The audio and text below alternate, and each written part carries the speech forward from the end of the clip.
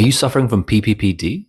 PPPD stands for persistent postural perceptual dizziness. Usually it's something which starts after somebody has an attack, like say a vertigo attack, and it may be kind of this lingering dizziness that they feel afterwards.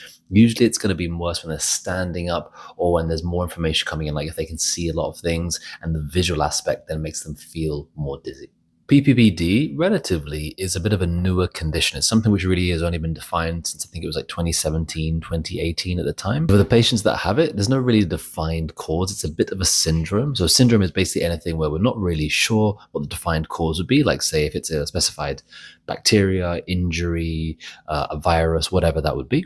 But in this case, it would not really be a defined cause, as it's usually something that kind of finds that it happens after this vertigo attack that somebody may have, and it's something that kind of just lingers on afterwards. And that's why there's various different approaches for how to deal with PPPD.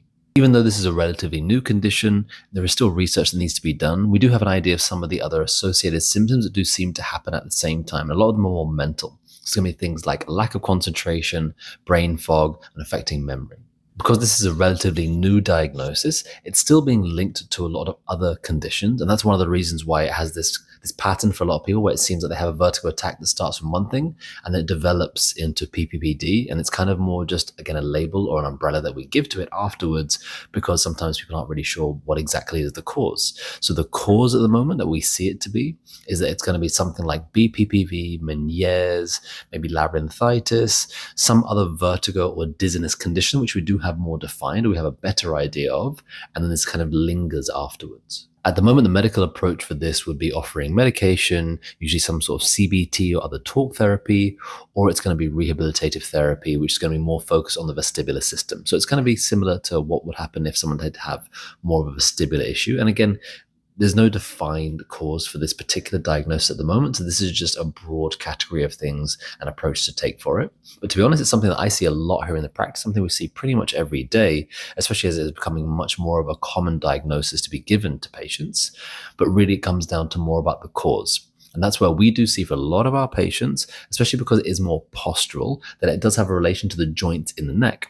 Because if those joints are out of place, and it doesn't have to be from something big like an accident or injury, but it can be from related postures, it can be from habits, it can be from this progression that builds up over time that leads to things being more out of place, and that will affect the nerves which are running through, and that can affect the ones which affect things like your balance centers. So it makes perfect sense that if something's happening at that level, it can start to put pressure on the areas of your body which control your balance. So your balance will feel off afterwards, particularly affected by your posture. And that's what that postural perceptual part is in PPPD. Because it's about how your posture and how your movement is affecting it, rather than say some other conditions like say labyrinthitis, where it's about a bacterial infection in the ear and something, a viral infection, and something that we cannot control with our movements. It's something that will just come on very violently. Due to the nature of this postural aspect of it, as a chiropractor, it's something that we actually see very good results with, and we would generally see much better results for this than something like BPPV, which is why usually for those cases, we'd actually refer those out to an ENT. If you experience PPPD, or if you have any questions, drop them down in the comments. If you're based here in Singapore, we'll do our best to help you here in the practice. Or if you're looking for somebody in your area, drop down your location. I'll do my best to try and find someone to help you.